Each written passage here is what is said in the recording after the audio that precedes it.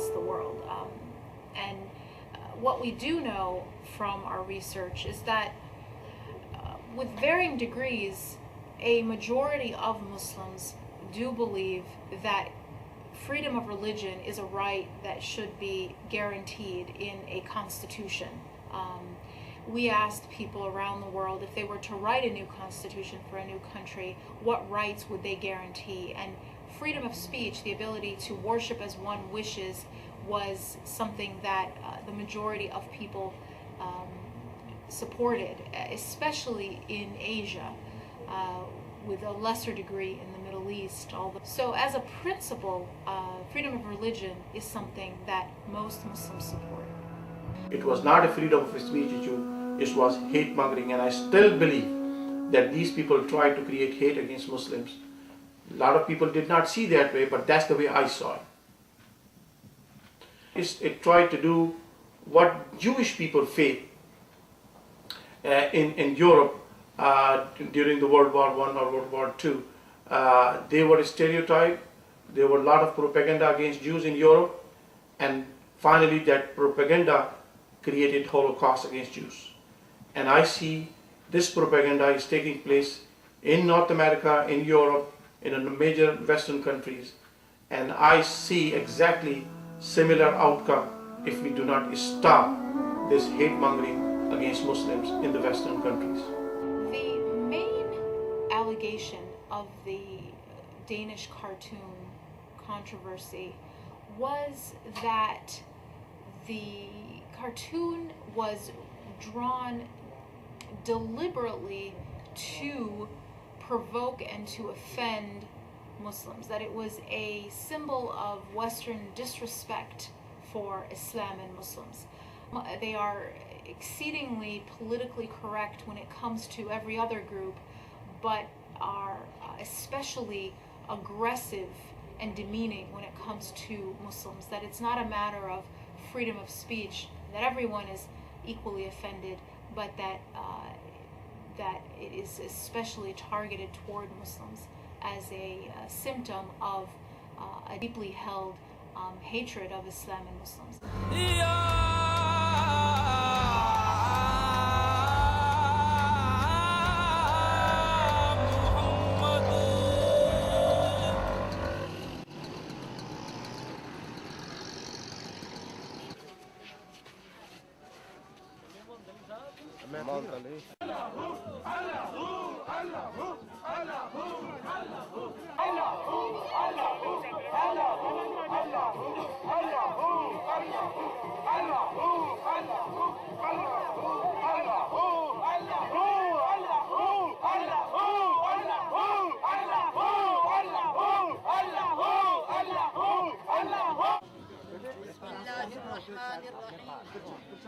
والذين جاهدوا فينا لنهدينهم سبلنا صدق الله مولانا العظیم.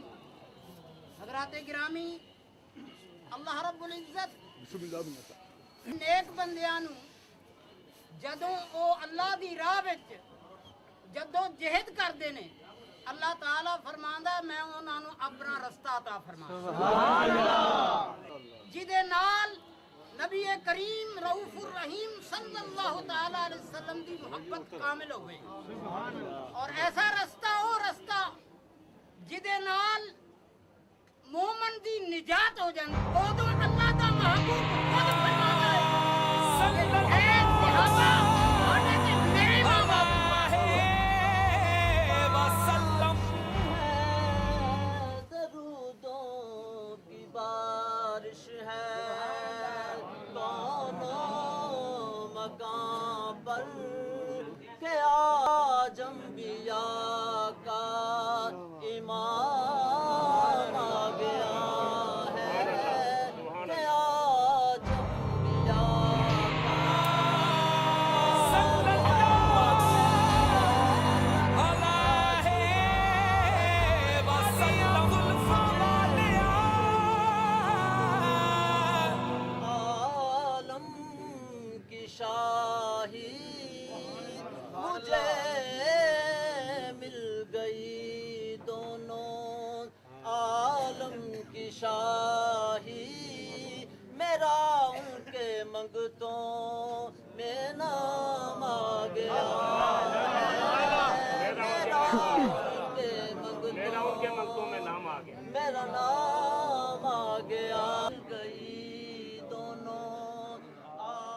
My biggest fear is that people are trying to create another Holocaust of Muslims. They killed millions and millions of Jews in Europe through the hands of Nazis.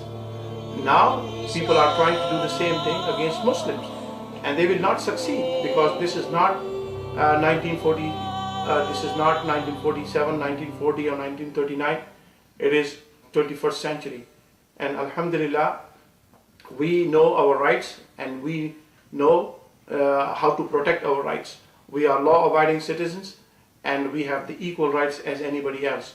And people are now aware of the dangers of violence, and this is what we all should do to try to understand each other rather than try to create hate and misunderstandings for each other.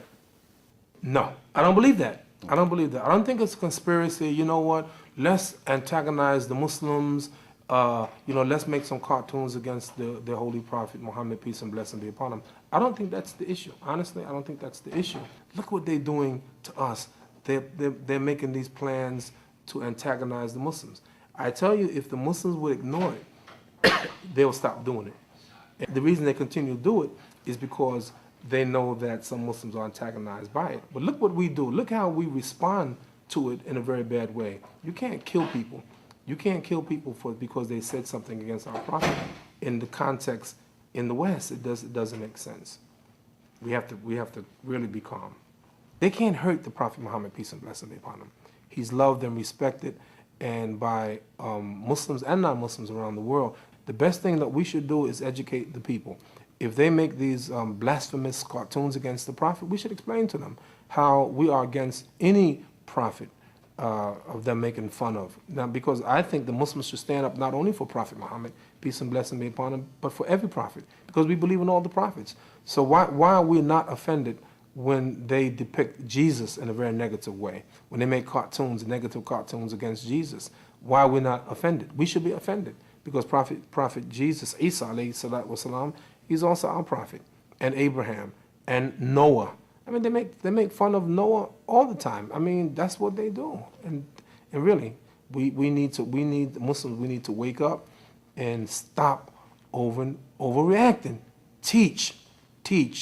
And what's done often is that we exasperate something that's negative. We make it worse. We have to differentiate between what I would call the trigger, which was the cartoons, and the fuel of the anger, which was many, many more things than just the cartoons. Here in the United States, there was several major riots in major cities around the country in the 1960s. And a presidential report that investigated the riots said that there was a difference between the trigger, which was just a petty act of, say, police racism, and the fuel of the anger. And the fuel of the anger was inequality and institutional problems with the treatment of African Americans. And I would really make the same analogy when it came to this cartoon controversy. The cartoon was the trigger, and the fuel was anger at many, many things within the Muslim community. Anger at Western policies when it comes to acute conflicts in Iraq and Palestine, and anger at their own government's policies. And so what we found was that there was an act of deep offense and disrespect that ignited a combustible cocktail of variables, resulting in violence.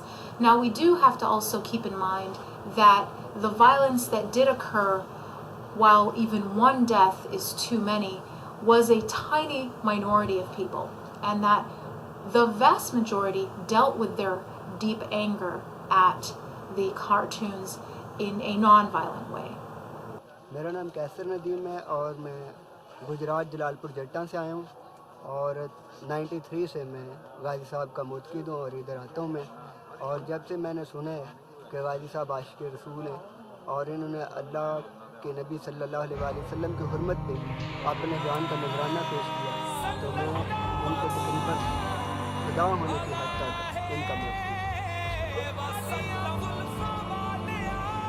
We had, we had some light demonstrations but the purpose of our demonstrations in New York City was to educate the people. That's all it was to educate the people, because some of the people in the West are asking the Muslims, why do you make such a big deal of it?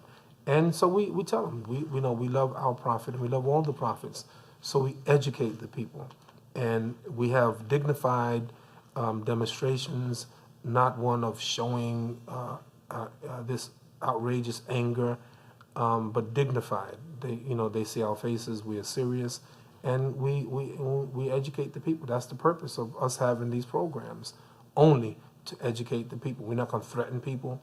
We're not going to kill people, because they say these things against our prophet. They say these things against Allah Almighty Himself. I mean, they degrade the Lord of the worlds, and what do we do about it? One of the most important things that Muslims say that they don't have from the West is respect. Really, many people in the West believe that Muslims are angry at the West because of who the West is and how Western culture behaves. But that's actually not the case. It's not what they think of us as Westerners, it's what they think we think of them. It is what Muslims think Westerners think of them. This is what actually drives their anger, because they believe that the West looks down upon them, that they don't see them as fully human. And it's this lack of respect, or perceived lack of respect, that Muslims are reacting to, which of course also includes policies. It's not that policies don't matter, but policies that Muslims see as unfair only work to reaffirm this idea that they're not being respected. The real importance of multi-religious cooperation and dialogue becomes even more significant when these things happen. But where that communication and cooperation has broken down or never existed, then any little incident will turn into a major crisis. And that's exactly what I meant by this idea of the trigger and the fuel. Is where there are places where there is combustible fuel, you found that there was violence broke out and a crisis was created.